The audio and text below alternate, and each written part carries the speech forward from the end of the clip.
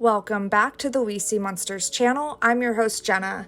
And before I get started with this week's episode, I really just want to apologize for not uploading anything this past month.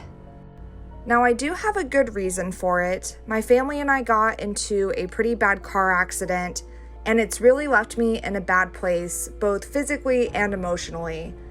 But basically what happened was somebody in a much larger truck rear-ended us intentionally on the freeway, and he was going about 100 miles per hour, and then he hit us 2 more times in an attempt to flip over our vehicle.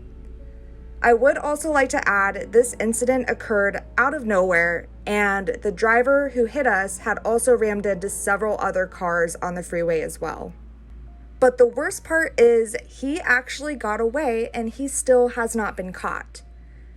At the time, we did have our 2 babies with us, and my youngest was only 4 weeks old when this occurred, but luckily they are okay. My forerunner is completely totaled, which is absolutely heartbreaking, but I'm just glad that it didn't end up as badly as it could have. I would like to remind everyone to please stay alert on the roads out there. It really just seems like people are getting crazier and crazier by the day. Anyways, sorry for being a Debbie Downer with my intro today, but I do have a short story about an unsettling Wendigo encounter, but I think it's fair to say that any encounter with a Wendigo is bound to be pretty unsettling.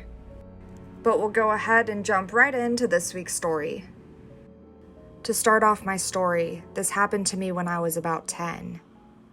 I've lived in Idaho all my life and spent a lot of time outside or in the wilderness as a kid. My grandparents would take me camping, and my older brother and I would always hike up whatever trails we could find to get a view of the sunset. On one of these occasions, something terrifying happened. We were up at a campsite I only know as Warm River. The river there never freezes over, and my brother and I were on a regular evening hike. There was an old tunnel that went through the mountain at one part of the trail. Probably an old train tunnel, and we were walking through it when I heard something I'll never forget. After walking through about 2/3 of the way, I heard a terrible screech at the end we entered through. The screech wasn't like anything that I've heard before. I've heard the screams of animals on dark and windy nights. I even think that I've heard Bigfoot calls a few times, but never the metallic, grinding screech I heard that day. The point is, whatever that sound was, it did not sound natural in any capacity. I probably jumped 5 feet in the air when I heard it, and my brother shouted a few choice curses before shooing me quickly to the exit of the tunnel.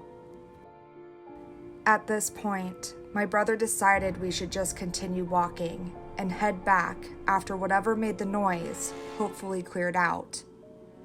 We didn't have any firearms on us, so I was pretty upset. My brother reassured me that everything would be fine, and we made the walk back without incident. However, I didn't get any sleep that night. Whether it was the thing that screeched at us or just my imagination, I heard things moving around the campsite the whole night, as well as the whispers echoing through the darkness outside of the trailer. I woke my brother up a few times to check out what it was, but he refused each time, telling me that it was probably just other campers staying up late and enjoying themselves. The rest of the trip was pretty normal. We packed up the following day, and my life continued on. I chalked up what happened as a harmless event that I must have been exaggerating in retrospect.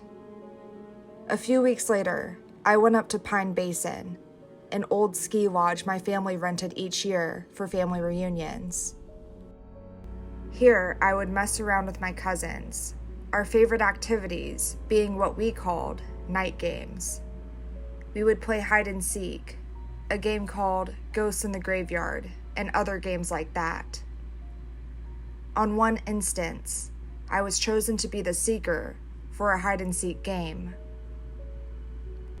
Because I was one of the younger cousins, I got a flashlight as an advantage. Normally, all of the younger cousins hid close to the lodge, and the older cousins hid in the nearby trees, or at the base of the nearby mountain. As I was searching near the bottom of the mountain, I heard a familiar whistle up the mountain a bit. We would always whistle as a hint at our locations. It sounded like someone was hiding way up near a tree, known as the underwear tree. You can guess why we called it that. So I began trekking up towards the sound of the whistle. As I climbed closer, I got an uneasy feeling in my stomach. I continued on warily and convinced myself that I would be fine. I hated walking in the night alone, but figured whoever I find would walk me back to the lodge. As I neared the tree, I noticed that it was deathly silent.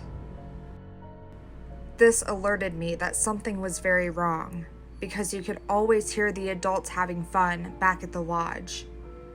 I was anxious to hurry back, so I called out, "I found you, Scott." I thought the whistle was my older cousin's. I got no reply, but I wasn't planning on waiting.